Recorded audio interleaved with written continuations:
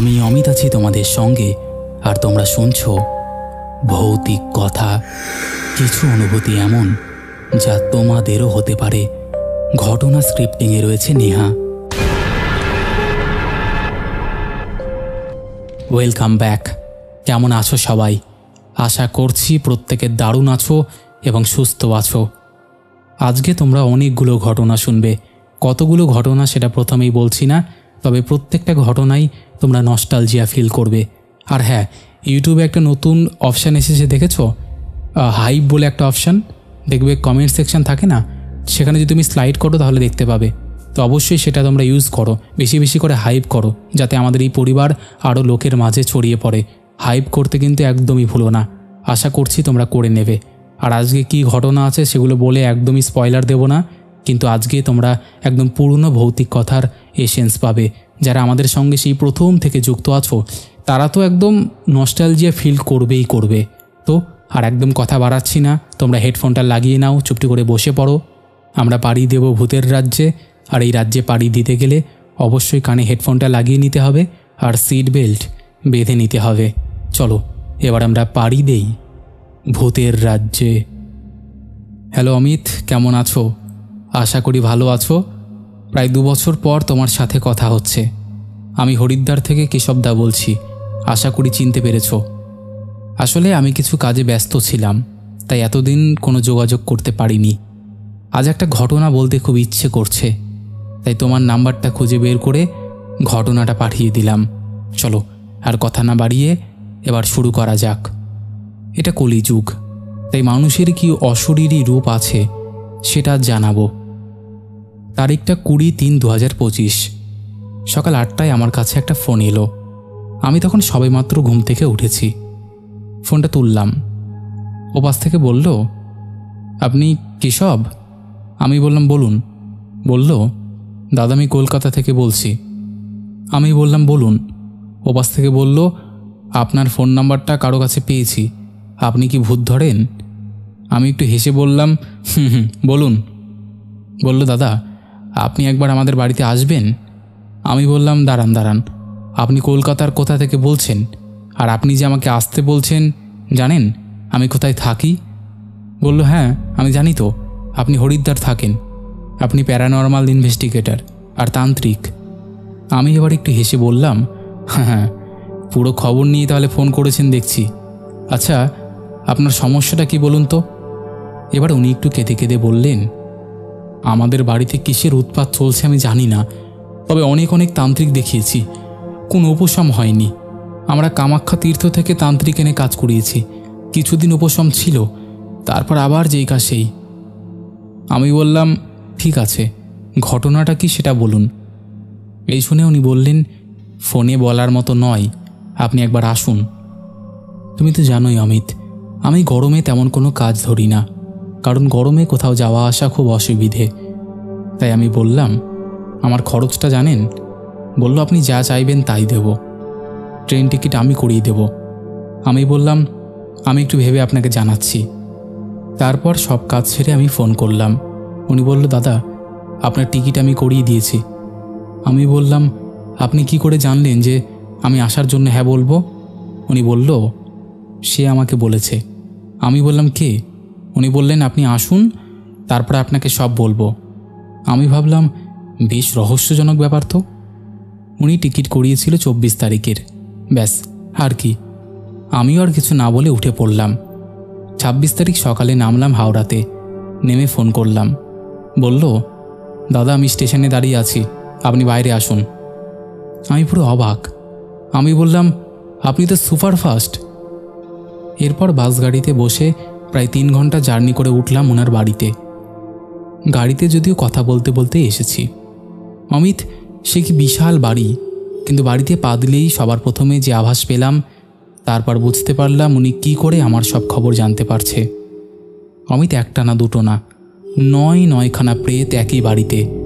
আমি কিছু বললাম না, উল্টে বললাম, দাদা আপনার বাড়িতে থাকা হবে না, কোনো হোটেল থাকলে বলুন, আমি ওখানে থাকব। উনি বললেন, কেন? আমি বললাম, আপনার বাড়িতে যে অবস্থা, সেই জায়গায় আমি জল পর্যন্ত গ্রহণ করব না, কারণ আপনার বাড়ির সব জিনিস প্রেত উচ্ছিষ্ট। বলল, তাহলে আমার বাগান বাড়ি আছে, সেখানে চলুন। আবার 20 মিনিটের জার্নি করে সেই গেটের থেকে চলে এলাম বাগান বাড়ি। সেদিন দুপুরবেলা খেতে খেতে কথাবার্তা হলো। ঘটনাটা কিছুটা এরকম। ওরা জানুয়ারি মাসে বেড়াতে গিয়েছিল দার্জিলিং। বেরিয়ে বাড়ি ফেরার পথে তাদের সাথে ঘটতে থাকে কিছু ঘটনা। যেমন রাতের বেলা খাবার বানিয়ে রাখলে সকাল পর্যন্ত তা খারাপ হয়ে যায়, বাথরুমের জল একা একাই খুলে যায়, কাপড় ধুয়ে শুকোতে দিলে তা মাটি মাটি হয়ে যায়, স্ত্রীর পেটে ব্যথা, মাথা ব্যথা, পেট খারাপ, রাতে আচমকা লাইট চলে যাওয়া, আরও অনেক কিছু। ওরা প্রথমে নর্মাল ব্যাপার ভেবে ছেড়ে দিলেও 7 থেকে 8 দিন পর ঘটনাটা আরও গুরুতর হতে শুরু করে। তার 7 বছরের ছেলে সিঁড়ি থেকে পড়ে গিয়ে আইসিইউতে ভর্তি হয়। তার স্ত্রী রান্না করতে গিয়ে প্রেসার কুকার ফেটে আহত হয়।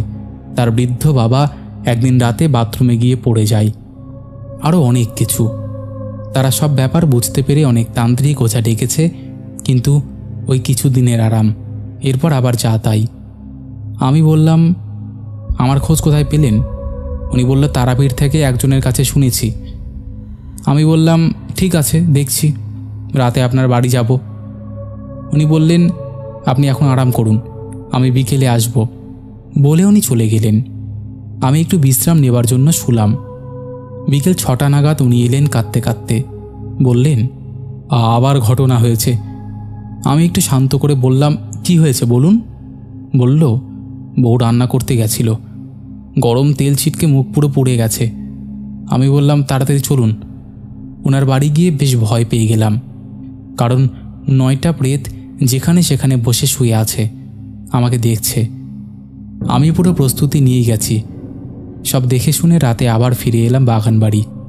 এসে পুরো রাত বিচার বিবেচনাতে লেগে গেল। পরের দিন ওনাকে পুরো লিস্ট দিলাম পুজোর জোগাড় করার। সেদিন রাতে পুজো হলো। পুজোর পর যেটা জানা গেল, ওনার নিজেরই ভাই কাজ করিয়েছে কামাখ্যা থেকে। ওনাকে শেষ করার জন্য করিয়েছে বলেই 9টা প্রেতকে একসঙ্গে রাখা সম্ভব। 3 মাস তো অনেক, এরা চাইলে কিছু ঘন্টাতেই সব কিছু শেষ করে দিতে পারে, কিন্তু ধীরে ধীরে শেষ করবে বলে এখনও পর্যন্ত কিছু করেনি। আমি ওনাকে বললাম, আপনার ভাই কোথায়? বলল। উনি বললেন, সে অন্য জায়গায় থাকে। আমি বললাম, দার্জিলিং যাওয়ার আগে সে এসেছিল? বলল, একটু জায়গা নিয়ে ঝামেলা চলছে, সেই ব্যাপার নিয়ে এসেছিল। আর মুশকিল এটা ছিল যে এপ্রিল মাসের অমাবস্যা ছিল।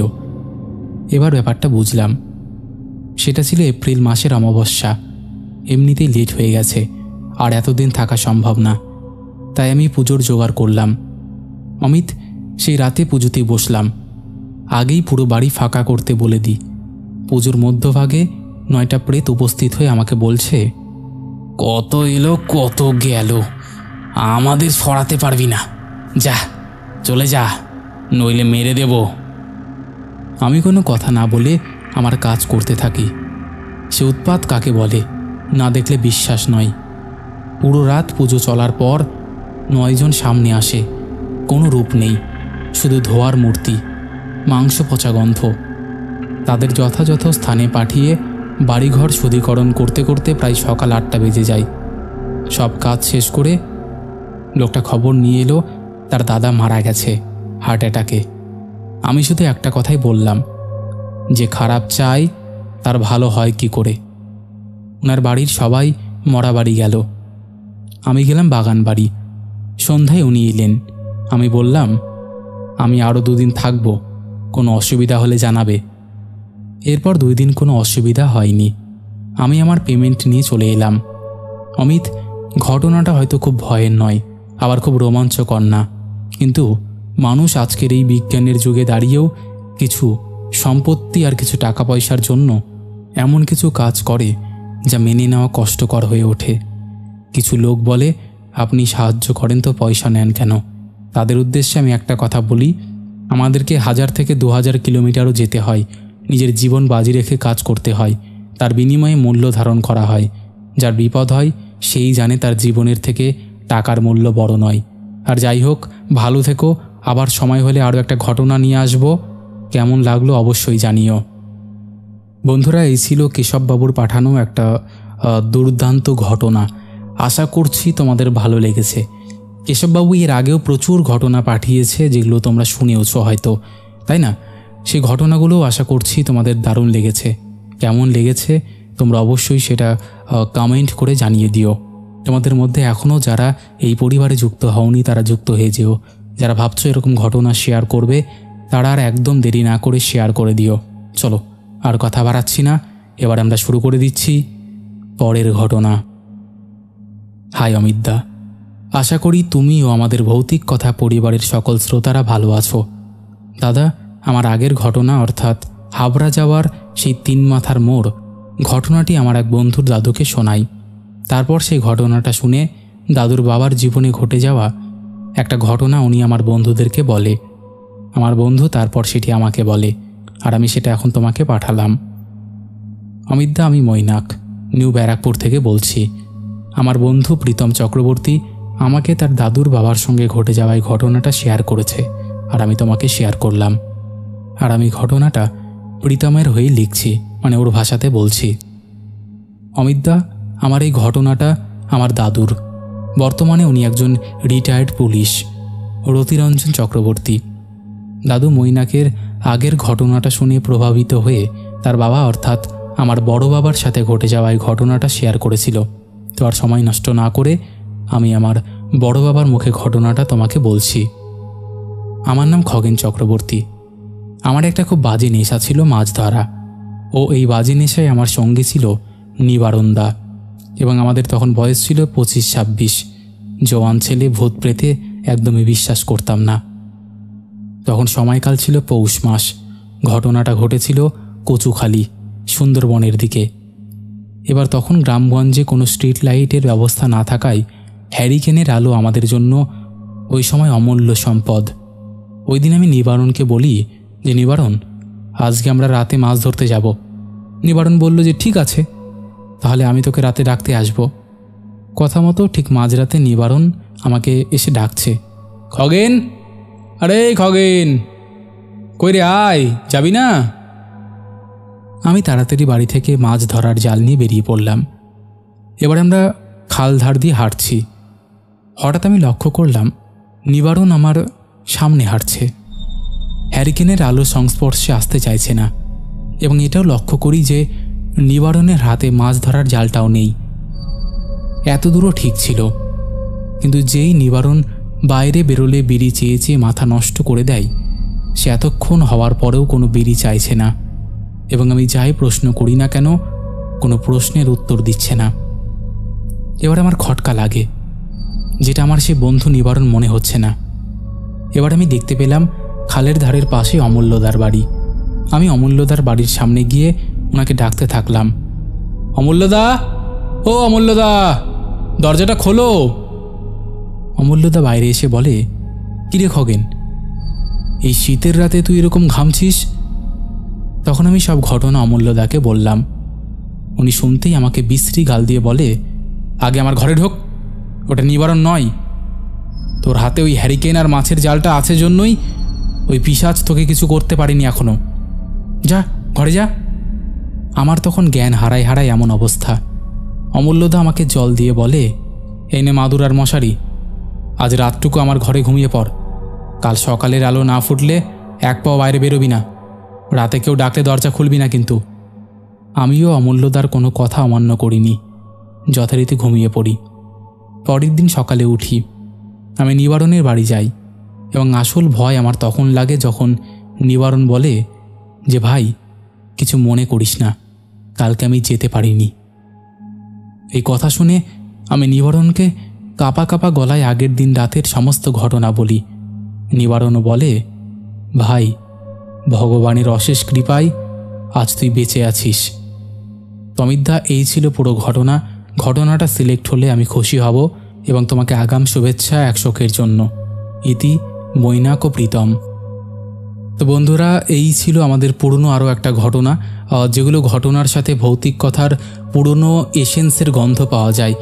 আগে তো আমাদের এইরকম ঘটনায় চলতো, কারণ এইসব টাইপের ঘটনায় তখন আমাদের নতুন নতুন আমরা শুরু করেছিলাম। এইসব টাইপের ঘটনায় আসতো বা শুনেছিলাম আমরা। প্রথমে তো কেউ আমাদেরকে ঘটনা শেয়ার করতো না। প্রথমে আমরা নিজেরাই এদের কাছে শুনে, আমার দাদুর কাছে, জেঠুর কাছে, আরও বিভিন্ন লোকেদের কাছে শুনে তোমাদেরকে শোনাতে হতো বা তোমাদেরকে শোনাতে পারতাম। তখন তো এত ঘটনার কালেকশন ছিল না। তাই মাঝে মাঝে আমি সেই পুরনো নস্টালজিয়া ফিলটা আনার জন্য একদম ওল্ড প্যাটার্ন যে ঘটনাগুলো, সেগুলো একত্রে শেয়ার করি। আশা করছি এই ঘটনাটিও তোমাদের ভালো লেগেছে। তবে একটা কথা বলবো, ভৌতিক কথা কিন্তু কোনো রকম অন্ধবিশ্বাস, কোনো রকম কুসংস্কার বা কোনো রকম নেগেটিভিটিকে প্রচার করে না। ভৌতিক কথার কাজ শুধুমাত্র মানুষের জীবনে ঘটে যাওয়া ঘটনা সবার সামনে তুলে ধরা, নচেত আর কোনো উদ্দেশ্য নেই। তাই যারা বিশ্বাস করছো না, তারা এগুলোকে এন্টারটেইন হিসেবেই নিয়ে নাও। চলো এবার আমরা শুরু করে দিই পরের ঘটনা। আপনার ঘটনা বলার একটা অসাধারণ ক্ষমতা আছে। আমি খুবই মুগ্ধ। আপনাকে, আপনার পরিবার এবং সকলকে এবং আপনার চ্যানেলের সকল বন্ধুদের আমার প্রণাম ও ভালোবাসা রইল। এটা আমার পাঠানো প্রথম ঘটনা। আমি পেশায় একজন ডাক্তার।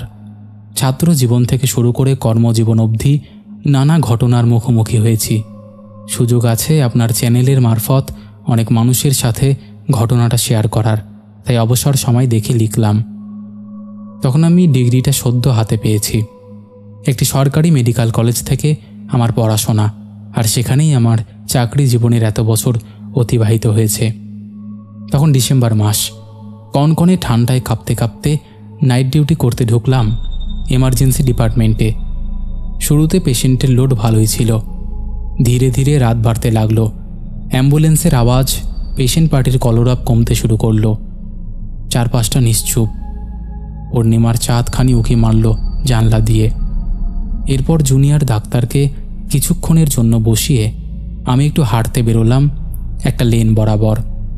রাতে ঘুম আসাটা স্বাভাবিক, কিন্তু ডাক্তারদের নাইট ডিউটি মানে সজাগ ও সচেতন দুটোই থাকতে হবে। এবং যদি সেটা আবার এমার্জেন্সির মতন বিভাগ হয়, তাহলে তো কিছু বলারই নেই। তাই ঘুম পেলে আমি মাঝে মাঝে পায়চারি করে বেড়াতাম ডিপার্টমেন্টের সামনের একটা লেনে, যার দুপাশের রুমগুলো বন্ধ থাকত। সেদিন হাঁটতে হাঁটতে নিজের অজান্তেই হঠাৎ পাশের রুমের জানলায় আমার চোখ গেল। মনে হলো কেউ যেন আমার মতনই জানলার ওপারে হাঁটছে। শুরুতে ভাবলাম আমার প্রতিবিম্ব হয়তো, কিন্তু বুঝতে বেশিক্ষণ লাগলো না যখন বুঝলাম ওটা নারী মূর্তি। কারণ পরক্ষণেই আমার যখন চোখ পড়েছিল, তখন মনে হয়েছিল মূর্তিটার মাথায় কালো ওড়না দেওয়া ছিল। অল্প বয়সে গরম রক্ত শরীরে থাকলে যা হয়। কিছুক্ষণ তাকিয়ে থাকলাম জানলার দিকে, কিন্তু কেউ ছিল না।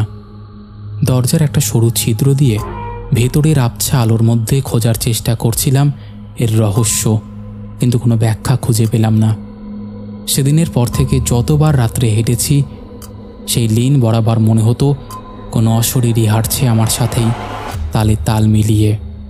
কোনো অতৃপ্ত আত্মা হয়তো মুক্তির পথ খুঁজছে। প্রায়শই মাঝরাতে আমার ঘুম ভেঙে যেত। সেই ছায়ামূর্তির কথা চোখের সামনে ভেসে উঠত। মনে হতো হোস্টেলে আমার রুমের জানলার পাশে দাঁড়িয়ে আছে। একবার মাঝরাতে দরজায় নক শুনে আমি বেরোলাম। তখন প্রায় রাত ৩টে। সিনেমায় শুনেছিলাম রাত ৩টে নাকি ভূত প্রেতেদের বেরোনোর সঠিক সময়। আমি দরজা খুলে দেখলাম কেউ নেই গোটা লবিতে।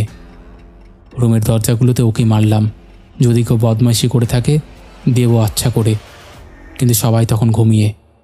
ভাবলাম কোনো জুনিয়র হয়তো এরকম করে পালিয়েছে ছাদের দিকে, তাই সিঁড়ি বেয়ে ছাদে উঠে গেলাম। না, ছাদ তো খালি। কি জানি মন গেল ছাদে একটু বসি। জলের ট্যাঙ্কের ধার ঘেঁষে বসলাম হাওয়া খেতে। ফুরফুরে হাওয়াতে যেন মন প্রাণ আনন্দে ভরে গেল। সত্যিই আমরা ফোন আর সোশ্যাল মিডিয়াতে এত ব্যস্ত যে ব্রডব্যান্ডের বেজাহাল থেকে বেরিয়ে প্রকৃতির সান্নিধ্যে আমরা আসতেই পারি না। দমকা হাওয়াটা পাশ থেকে টের পেলাম। একটা শীতল বাতাস যেন কাঁধ ঘেঁষে পার হলো। হিমশীতল বাতাসের ছোঁয়া দিয়ে কে যেন আমাকে তার অস্তিত্ব বোঝাতে চাইছে। সেটা জানার ইচ্ছা যেমন হচ্ছিল, ঠিক তেমনই ভয় জাগছিল মনের ভেতরে। গোটা ছাদ ফাঁকা, লবি ফাঁকা, সবাই ঘুমিয়ে। আমি ট্যাঙ্কের থেকে নামার সাহস পাচ্ছিলাম না। পা দুটো জড়সড়ো হয়ে গেছিল। হাতে বল নেই, যে কোনো মতে পাইপ দুটো বেয়ে নামবো। খালি মনে হচ্ছিল একটা ঝাঁপ ছাদের উপর মেরে এক ছুটে রুম অবধি পালাই। চারপাশটা তখন প্রায় অসাড়, মেঘের কালো বুক চিরে অল্প চাঁদের আলো পড়ছে। তখনই চাঁদে বসে থাকা বুড়ির গল্প মনে পড়ল, যেটা ছোটবেলায় শুনতাম মায়ের কাছে। আরও ভয় বেড়ে গেল নিজের মনে মনে কল্পনা করা একটা বুড়ির ভয়ঙ্কর মুখ ভেবে। সব যেন গুলিয়ে যাচ্ছে এক এক করে। প্রায় 30 মিনিট এভাবেই কেটে গেল। কোনো মতে ফোনটা খুলে টর্চ অন করলাম। তারপর একটা গান চালিয়ে ট্যাঙ্কের থেকে নেমে দৌড় দিলাম রুমের দিকে। রুমের কাছে আসতেই দেখি 3টে কুকুর একসঙ্গে লড়াই করছে আমারই রুমের দরজার পাশে পড়ে থাকা একটা বিরিয়ানির প্যাকেট নিয়ে। ওটা আমি আজ ফেলেছিলাম, ডাস্টবিনে না ফেললে যা হয় আর কি। ওদের মধ্যে লড়াই দেখে মনে হলো কিভাবে ওরা বাঁচার জন্য লড়াই করছে এই মধ্যরাতেও। ঠিক কিছু মুহূর্ত আগে আমি লড়াই করছিলাম আমার নিজের আস্তানায় ফেরার জন্য, নিজের মধ্যে থাকা একটা ভয়ের সাথে। কোনো মতে ওদের ঝগড়া থামিয়ে আমি ঘরে ঢুকলাম। আমার পালস রেট 100-র ওপরে। প্রচণ্ড পিপাসা পেয়েছিল। জল খেয়ে বিছানায় মাথা রাখলাম। তারপর প্রায় 5 মাস আমি হোস্টেল থেকেই ডিউটি করতাম। রাতে ছাদেও যেতাম না। ভয় লাগলে শুধু একটাই কথা ভাবতাম, আজ যে নেগেটিভিটি শক্তি জানলার ওপারে আছে, একটা সময় সেটা পজিটিভ শক্তি রূপে জানলার এপারে ছিল। আজ আমি জানলার এপারে দাঁড়িয়ে, কিন্তু একটা সময় আসবে যখন আমিও জানলার ওপারে থাকব। আর এই ব্যবধানটা জানলা বা দরজা করে না, করে সময়। সময় আর পরিস্থিতি মানিয়ে নেওয়াটা খুব দরকার। আর সেটার জন্যই সবার আগে নিজের মধ্যে থাকা নেগেটিভ এনার্জির সাথে লড়াই করাটা খুবই জরুরি। তো অমিত, এই ছিল ঘটনা। ভালো লাগলে অবশ্যই তুমি শেয়ার করো। আর কিছু কথা বাড়াচ্ছি না, ভালো থেকো। তো বন্ধুরা, এই ছিল ডাক্তারবাবুর পাঠানো আরও একটা দুর্দান্ত ঘটনা বলা চলে। আশা করছি এই ঘটনাটিও তোমাদের ভালো লেগেছে। কেমন লেগেছে তোমরা অবশ্যই সেটা কমেন্ট করে জানিয়ে দিও। তোমাদের মধ্যে এখনও যারা এই পরিবারে যুক্ত হওনি তারা যুক্ত হয়ে যেও। অবশ্যই কিন্তু হাইপ করতে ভুলো না। চলো এবার আমরা চলে যাই পরের ঘটনাতে। হ্যালো দাদা, কেমন আছো? আশা করি তুমি ভালোই আছো। ভৌতিক কথা চ্যানেলের যারা সাবস্ক্রাইবার আছো, আশা করি তোমরাও সবাই ভালো আছো। আমার নাম সুনিতা সরকার, বাড়ি উত্তর দিনাজপুরের কানকি এলাকায়। তো চলো দাদা, শুরু করা যাক। আজ আমি 3টা ছোট ছোট ঘটনা বলবো। আশা করি সবার ভালো লাগবে। এই ঘটনাগুলো আমি আমার কাকিমার মুখে শুনেছি। একটা ঘটেছে আমার কাকিমার মায়ের সাথে, আর বাকি দুটো ঘটেছে কাকিমার বাবার বাড়ির পাশে। সেই জায়গার নাম বিকোর। তো চলো আসল ঘটনায় আসি। একদিন আমার দাদু, মানে আমার কাকিমার বাবা, গিয়েছিলেন লোকের মাঠে কাজ করতে। আগে এমন ছিল যে কাউকে কাজের জন্য ঠিক করলে তাকে 3 বেলা খাওয়াতে হতো। তো সেই দিন দাদু কাজ করতে গিয়েছিলেন। সেই রাতে তিনি সেই বাড়িতে খেতে যান যাদের মাঠে তিনি কাজ করছিলেন। তখন তো আর কারোর সাথে ফোন টোন বলে কিছু ছিল না। দাদু খাওয়া দাওয়া করে এক বন্ধুর সাথে 3 নথের মেলা দেখতে যান। যারা জানো না 3 নথের মেলা কি, সেটা একটু বলে দিই। গরুর বাচ্চা দেওয়ার কিছুদিন পর নাড়ু বানিয়ে একটা ছোট্ট পূজা করা হয়, সেটাকেই 3 নথের মেলা বলে। তো দাদু সেই বাড়িতে গিয়ে ভাঙের নাড়ু খেয়ে নেন, আর বন্ধুদের পাল্লায় পড়ে নিজের বাড়ি ফেরাই হয় না। তাই তিনি রাতটাও ওই বাড়িতেই কাটান। এদিকে আমার দিদা, মানে আমার কাকিমার মা, দেখলেন দাদু এখনও ফেরেননি। তো দিদা রাতে 3 ছেলে মেয়েকে নিয়ে ঘুমিয়ে পড়লেন। হঠাৎ মাঝরাতে দিদা দাদুর ডাক শুনতে পেলেন। দাদু বলছে, কি গো, দরজাটা খোলো, দরজাটা খুলছো না কেন? দিদা ভেবেছিল দাদু বুঝি এসেছে, অনেকক্ষণ ধরে ডাকছে। দাদা, একটা কথা জানো তো, যদি কোনো খারাপ কিছু রাতে ডাকে তখন মনে হয় যেন অনেকক্ষণ ধরেই ডাকছে। তো দিদা কিছু না ভেবেই দরজাটা খুলতে গেলেন। দরজাটা শনের তৈরি আর সাথে একটা বাঁশ লাগানো ছিল। দিদা কিছু না ভেবেই দরজাটা খুলে দেন। কিন্তু দরজা খোলার পর যা দেখলেন, দিদা কোনোদিনও সেটা কল্পনাও করেননি যে তিনি এমন কিছু দেখবেন। তার মুখ দিয়ে কোনো কথা বেরোচ্ছিল না, শরীরও একদম শক্ত হয়ে গিয়েছিল।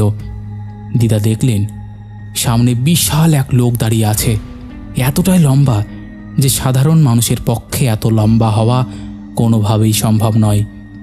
সে যেন মাটির ওপরে ভাসছে, পুরো গায়ে সাদা কাপড়, গায়ের রঙও সাদা। লোকটা 8-9 ফুট লম্বা, বাড়ির সামনে দাঁড়িয়ে আছে। দৃশ্যটা এতটাই ভয়ঙ্কর যে কেউ দেখলে ভয়ে জমে যাবে। দিদা তখন তাড়াতাড়ি দরজা বন্ধ করে ছেলে মেয়েদেরকে ডেকে বসে পড়লেন। সেই মুহূর্তে কাউকে ডাকবারও কোনো উপায় ছিল না, কারণ তাদের বাড়িটা ছিল একটু ফাঁকা জায়গায়। ডাকলেও কেউ শোনার মতন অবস্থায় ছিল না, তাও আবার এত গভীর রাতে। তখন দিদার করার মতনও কিছু ছিল না।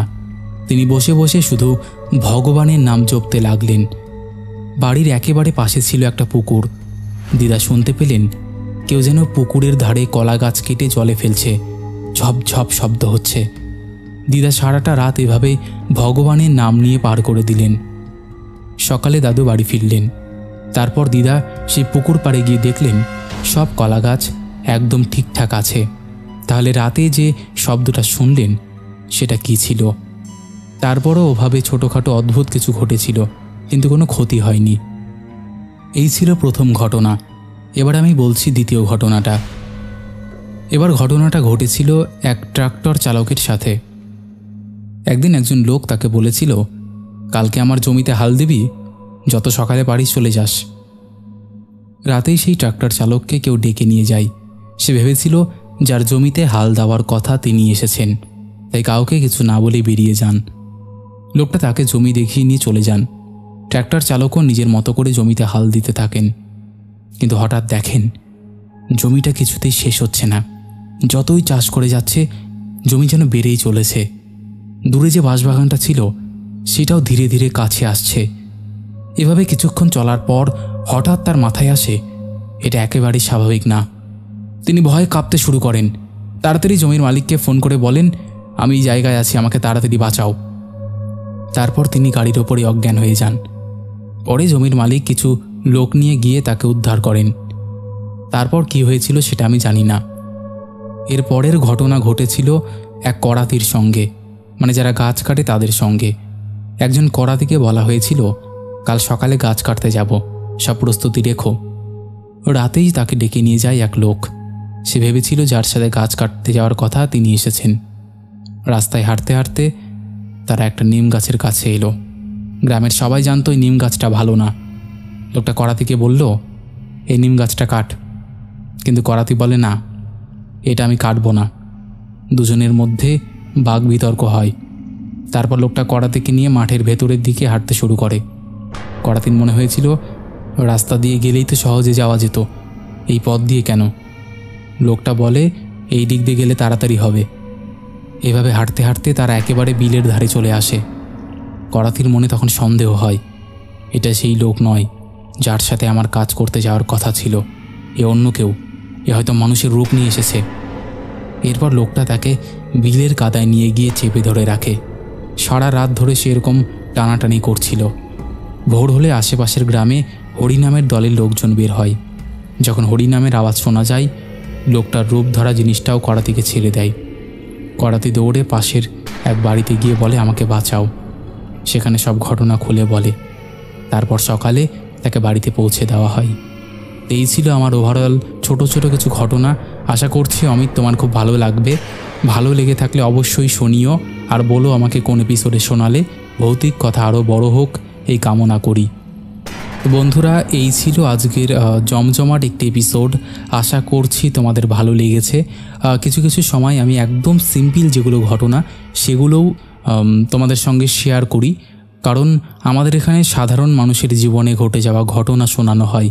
এখানে কোনো স্ক্রিপ্টিং করা হয় না, বুঝেছো? সেই কারণেই আমরা এরকম অথেন্টিক ঘটনা এখনও পর্যন্ত দিয়ে আসছি তোমাদেরকে, আর তোমরা সেটা জানো এবং আমাদেরকে সবসময় এটা নিয়ে অ্যাপ্রিসিয়েটও করো। সেই কারণেই বলছি, আর একদম দেরি করব না, এবার আমরা শুরু করে দেব শাউট আউট পর্ব। শেষের এপিসোডে ফার্স্ট কমেন্ট করেছে চুমকি ঘোষ, লাভ লাভ রিয়াক্ট দিয়েছে। সেকেন্ড কমেন্ট করেছে রিয়ান, লিখেছে সেকেন্ড কমেন্ট। থার্ড কমেন্ট করেছে বনগাউন, লিখেছে প্রতি সপ্তাহ যায় আর ভাবি কতগুলো দিন হয়ে গেল তোমার গলায় মুগ্ধ হয়ে আছি।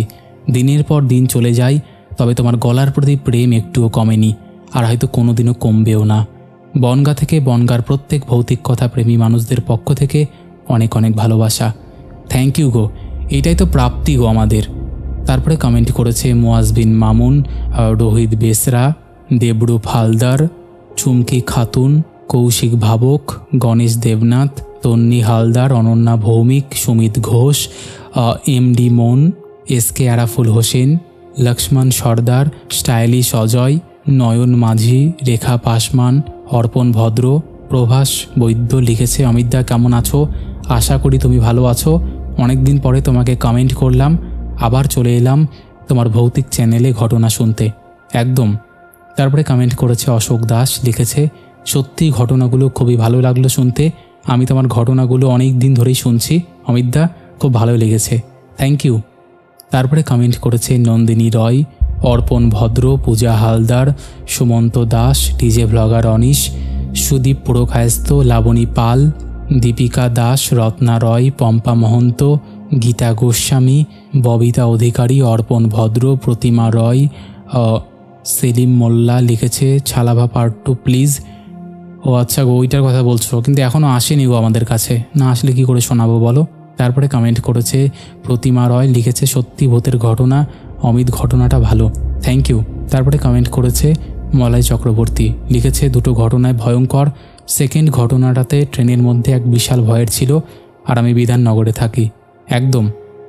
তারপরে কমেন্ট করেছে সুদীপ হোর, সিহাব শাফির উদ্দিন, মৌমিতা দাস, অভিজিৎ সাউ, পাপড়ি দোলা, মনীষাহা দোয়েল, দেবাশিস পণ্ডিত, রিয়া বৃষ্টি, স্বপ্না বাজাল, সমীরণ ঘোষ, শঙ্কর চক্রবর্তী, দেবাশিস বাগচি, রত্না দাস, অনুরিমা দত্ত লিখেছে দারুণ ভয়ঙ্কর লাগলো আজকের এপিসোড অমিত, ভৌতিক কথা দিনে দিনে ভয়াবহ হয়ে উঠছে। একদম গো, সবই তো তোমাদের আশীর্বাদ। তারপরে কমেন্ট করেছে অঞ্জলি মণ্ডল, মুসলিমা খাতুন, বিশ্বজিৎ ঘটক, মৌসুমী ভট্টাচার্য, রীনা ভট্টাচার্য, স্নেহাশিস, কার্তিক সাহা, এইরকম অসংখ্য প্রিয় মানুষেরা আমাদের শেষের এপিসোডে কমেন্ট করেছে, যাদের কমেন্ট আমি আর চাইলেও পড়তে পারছি না। তো আজকের মতন এখানেই শেষ করছি, আবার দেখা হবে নতুন কোনো ঘটনা নিয়ে।